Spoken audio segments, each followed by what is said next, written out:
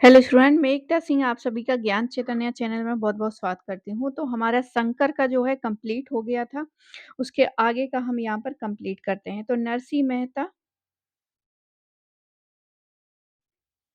मेहता 15वीं सदी, ये गुजरात के प्रसिद्ध संत थे। इन्होंने राधा कृष्ण की भक्ति में गुजराती में लाख दोहों की रचना की थी और इनके गीत जो है सूरत संग्राम में संकलित हैं। तो ये काफ़ी इम्पोर्टेंट है क्योंकि महात्मा गांधी जी का प्रिय भजन जो है वैष्णव जन ते तेनो कहिए, ये भी इनके द्वारा ही है। तो ये सूरत संग्रह में इनके जो गीत हैं, चाहे वो ये वाला हो तो सारे इसी में संकलित हैं, याद रखिए ये इम्पोर्टेंट है। आगे है सनातनी संप्रदाय। तो दादू के समकालीन संत जो है बीरबहान ने सतनामी संप्रदाय की स्थापना की थी। औरंगजेब के समय यह संप्रदाय बहुत लोकप्रिय हो गया था। ये मूर्ति पूजा, जाति प्रथा, संपत्ति संचय आदि का विरोध करते थे।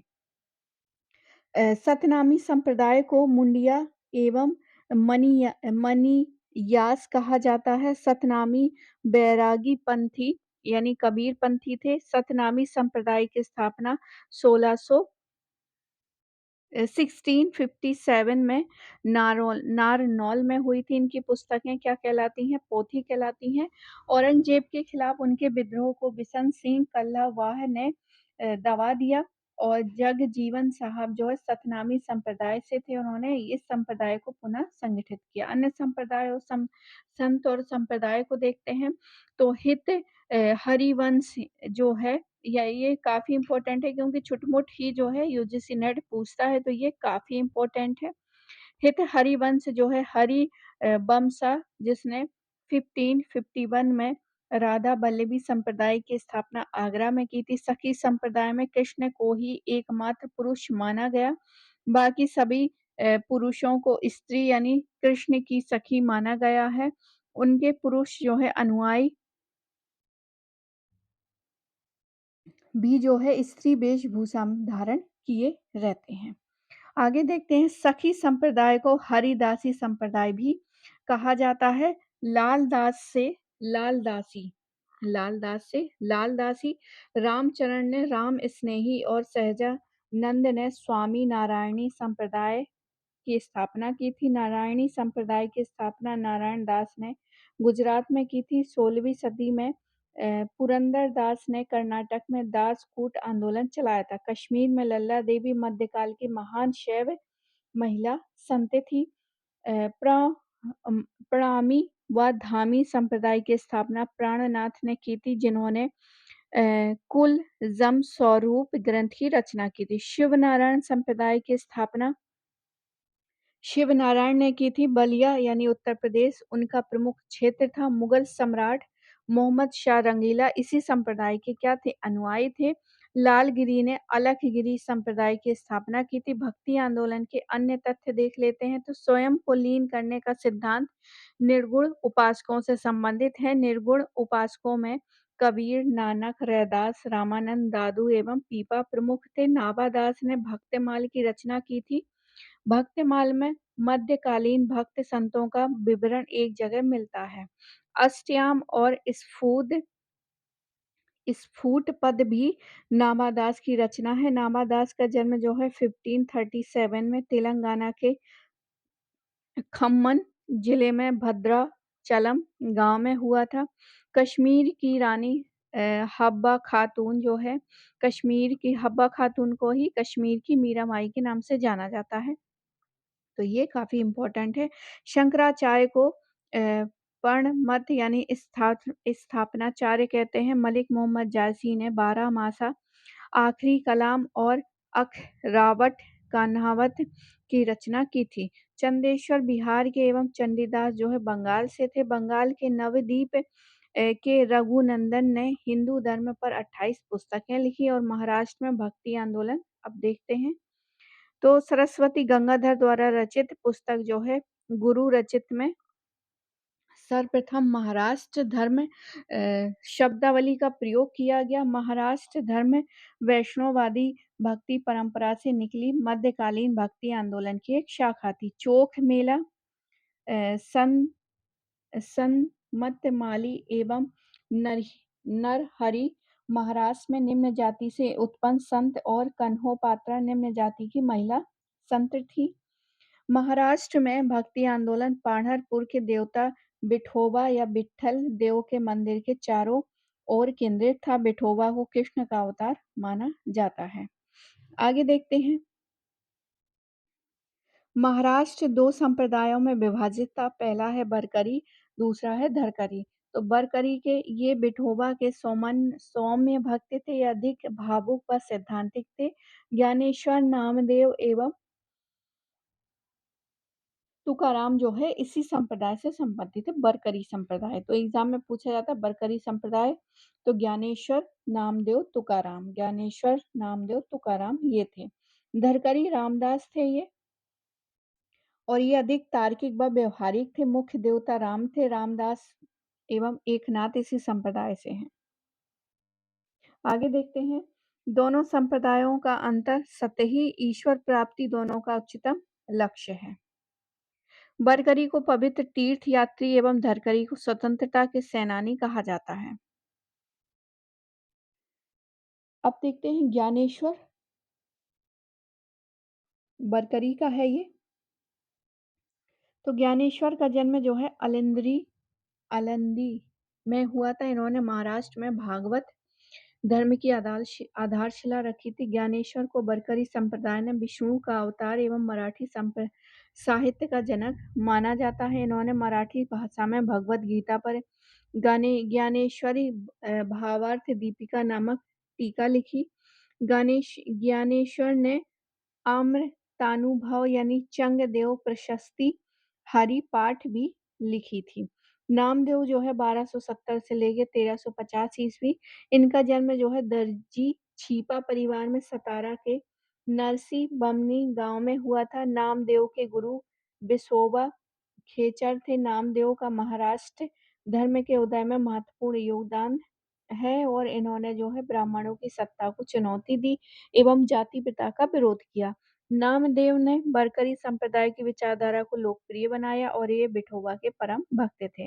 नामदेव के कुछ पद गुरु ग्रंथ साहिब में संकलित हैं। नामदेव ने दिल्ली में सूफी संतों में भी वाद विवाद किया था। नामदेव इस्लाम धर्म से प्रभावित थे। नामदेव ने कहा था कि एक पत्थर की पूजा होती है तो दूसरे को पैरों तले रौंदा जाता है। यदि एक भगवान है तो दूसरा भी भगवान है। नामदेव ने हरि नाम से ईश्वर की उपासना को उपदेश दिया। ज्ञानेश्वर की मृत्यु के बाद नामदेव महाराष्ट्र छोड़कर पंजाब के गुरदासपुर जिले में धोमन गांव नामक गांव में बस गए, जिनके कारण उनका पंजाब में से भी संबंध रहा है। एकनाथ ये भी जो है बरकरी एकनाथ धरकरी से संबंधित हैं। ये 1533 से लेके 1599 ईस्वी इनका रहता है टाइम पीरियड समय, और इनका जन्म जो है औरंगाबाद में हुआ था। ये अत्यधिक दयालु प्रवृत्ति के थे। इन्होंने ज्ञानेश्वरी का विश्वसनीय संस्करण प्रकाशित करवाया था। एकनाथ ने भगवत गीता के 4 श्लोकों पर टीका लिखी थी। आगे देखते हैं। एकनाथ की कविताएं भी अभंगों के नाम से जानी जाती हैं। एकनाथ को महाराष्ट्र का तुलसीदास कहा जाता है। भावार्थ रामायण, एकनाथी भागवत और रुक्मणी स्वयंवर इसकी रचना है। उन्होंने महाराष्ट्र में भजन गायन कीर्तन को लोकप्रिय बनाया। यदि संस्कृत देव भाषा है तो मेरी भाषा यानी मराठी दस्यु भाषा एकनाथ है।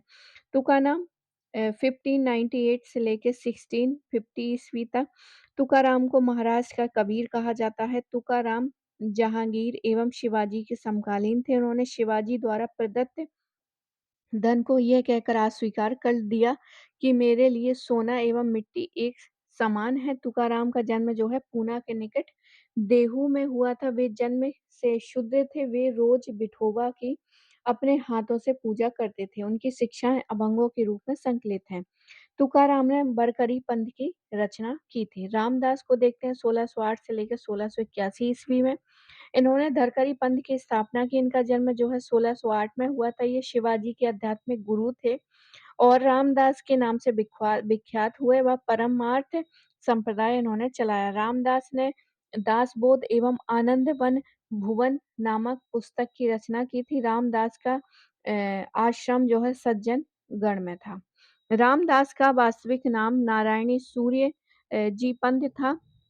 शिवाजी ने रामदास के वस्त्र को अपना भगवा ध्वज बनाया था। रामदास का कहना था कि माँ एवं मातृभूमि स्वर्ग से भी बढ़कर है।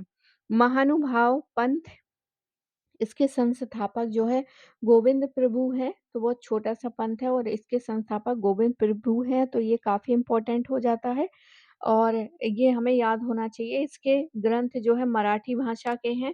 इस पंथ के अनुयायी दत्तात्रेय को ईश्वर का अवतार मानते हैं। चक्रधर भी इसी संप्रदाय से ही और इस संप्रदाय के प्रमुख धर्म प्रचारक थे। अब यहाँ पर देख लेते हैं भक्ति आंदोलन के प्रमुख संत और उनके सिद्धांत। तो सबसे पहले है श्रीकंठ यानी शैव विशिष्ट द्वैत था। श्रीपति का वीर शैव विशिष्ट द्वैत था। निम्बार का भेदाभेद यहाँ इस सारणी से भी जो है क्वेश्चन आते हैं। तो याद रखिए इस सारणी को जो है अपने आप जहाँ पढ़ते हैं वहाँ टेबल पे लगा सकते हैं और बार-बार उसको देखेंगे तो आपको याद हो जाएगा। विज्ञान भिक्षु जो है अविभागाद्वैत है। इसके सिद्धांत कबीर के विशिष्ट द्वैतवाद कबीर पंथ हित हरिवंश के राधा वल्लभ संप्रदाय के हैं। तुकाराम जो है बरकरी पंथ के हैं। भास्कराचार्य जो है भेदाभेदवाद के हैं। माधवाचार्य जो है हरियाली संप्रदाय के हैं। आगे देखते हैं अब सिख धर्म को देख लेते हैं यहाँ पर। तो सिख धर्म फिर उसके बाद जो है मध्यकाल के प्रांतीय राजवंश को हम अलग से उसमें देखेंगे। तो सिख धर्म को यहीं पर हम कंप्लीट कर लेंगे। सिख धर्म में देखते हैं मोहसिन फनी की दबिस्तान ए मजाहिब में सिख समुदाय के संगठन का वर्णन है। सिख शब्द जो है शिष्य का अभिभ्रंश है। गुरु नानक के शिष्यों को सिख कहा गया है। मसद गुरु का प्रतिनिधित्व होता था जो सिखों की आय का दशांश वसूलते थे। तो ये मसंद जो है गुरु का प्रतिनिधित्व होता था और ये आय को दशांश वसूलते थे। सहलंग क्या है? मसंत द्वारा दीक्षित व्यक्ति। मसद द्वारा शिक्षित दीक्षित व्यक्ति। मेली क्या है? मसद का सहायक। खालसा क्या है? गुरु द्वारा दीक्षित व्यक्ति। खालसा गुरु द्वारा दीक्षित व्यक्ति। महल जो है गुरु नानक की आत्मा उसके उत्तराधिकारियों में व्याप्त थी। महल और इसी कारण प्रत्येक गुरु को महल कहा गया है। अब चलिए यहाँ से स्टार्ट करते हैं। जितने भी यहाँ पर गुरु हुए हैं तो 10 गुरु हुए हैं और इसको देखते हैं। तो गुरु नानक का जन्म जो है 1469 से लेके 1538 ईस्वी में हुआ था। इनका जन्म अप्रैल में 1469 को तलवंडी यानी ननकाना पाकिस्तान में हुआ था। उन्होंने असम में बगदाद तथा तिब्बत से श्रीलंका का भ्रमण किया था। उन्होंने हिंदू मुस्लिम एकता पर बल दिया। अवतारवाद व कर्मकांड का विरोध किया तथा निर्गुण भक्ति का समर्थन किया। गुरु नानक सिकंदर लोधी बाबर एवं हुमायूं के समकालीन थे। इन्होंने संगत की स्थापना की। गुरु नानक की पत्नी का नाम सुलाखिन एवं 2 पुत्र हुए हैं। श्रीचंद और लक्ष्मी दास थे। गुरु नानक ने सिकंदर लोदी के समय जो है सिख धर्म की स्थापना की थी। अंतिम दिन जो है पंजाब में करतारपुर में बिताए। मर्दाना इनका प्रिय शिष्य था। नानक ने समानता व सत्कर्मों पर अधिक बल दिया तथा धर्म प्रचार के लिए संगठनों की स्थापना की थी। स्त्रियों द्वारा परिवार एवं समाज में महत्वपूर्ण भूमिका निभाने का आदेश दिए थे। नानक ने लंगर यानी कि सामूहिक प्रथा की स्टार्ट किया था। तो गुरु नानक जो है सिकंदर लोदी के समय से ही सिख धर्म की स्थापना की थी। तो ये इम्पोर्टेंट हो गया कि इस गुरु नानक ने जब सिख धर्म की स्थापना की थी उस समय समकालीन कौन सा शासक था? तो सिकंदर लोदी था। आगे देखते हैं गुरु अंगद लहना की बात करते हैं। गुरु अंगद को लहना भी कहते हैं और ये गुरु शिष्य थे। गुरु नानक के ही शिष्य थे। 1538 से लेके 1552 में गुरु के उपदेशों का सरल भाषा में प्रचार किया। उन्होंने स्थानीय गुरुमुखी में गुरु के उपदेशों का संकलन किया और गुरुमुखी लिपि की शुरुआत की। लंगर व्यवस्था को स्थायी स्वरूप प्रदान किया। कन्नौज में पराजित होने के बाद हुमायूं अंगद से पंजाब में मिला। गुरु अमरदास 1552 से लेकर 1574 ईस्वी तक गुरु अंगद के शिष्य जो है सिख संप्रदाय को एक संगठित रूप दिया।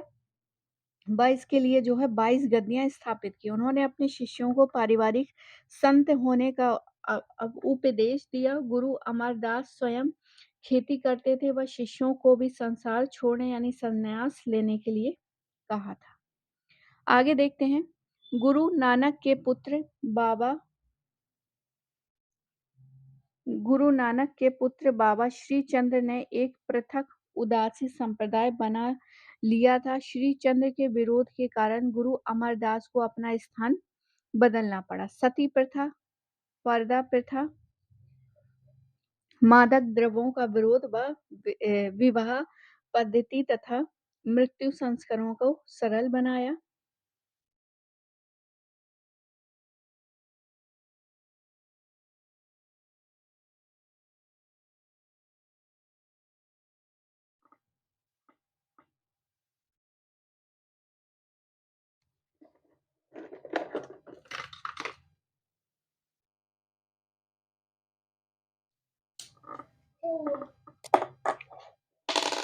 तो यहाँ पर जो है मृत्यु संस्कारों को जो है सरल बनाया। चलिए इसको अगले उसमें कंप्लीट करते हैं। तो यहीं तक रहता है ये।